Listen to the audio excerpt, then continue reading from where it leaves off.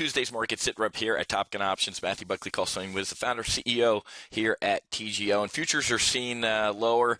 Had a rise yesterday, but we got some information out of China that was kind of mixed, actually. The HSBC final manufacturing PMI. So we got the government's PMI over the weekend, and you can choose whether to believe that or not, but showed contraction again. 49.4 was the number, looking for 49.7.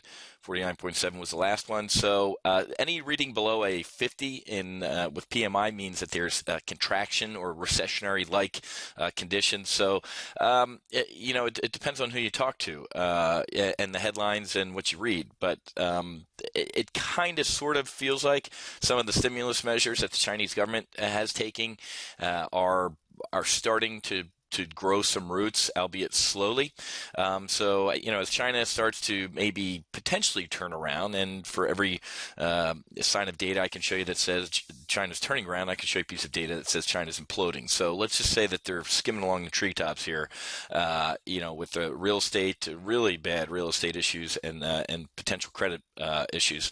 But the Eurozone, so Mario Draghi is going to be giving us a press conference tomorrow, and we'll see what happens with interest rates, or actually a QE like quantitative easing out of Mario Draghi, and whether he thinks that it's time to pull out his own bazooka over there in the Eurozone. So, there's some numbers out of Germany and France as far as PMI that weren't necessarily light your hair on fire. Okay, so Tuesday we're looking at factory orders here in the United States and vehicle sales throughout the day, and then as I said on Wednesday we're going to be looking at trade numbers, non-farm productivity, and our final services PMI, also ISM non-manufacturing PMI. That'll be an interesting number and potentially move our markets. HSBC services PMI out of China.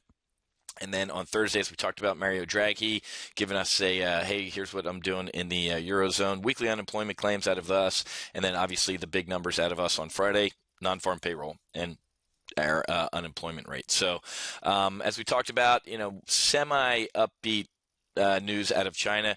But again, it depends on who you talk to. I mean, you take a look at the headline on CNBC, the cheerleader website, and they say that it looks great. And then here on Zero Hedge, futures fail to rally despite weak overnight data.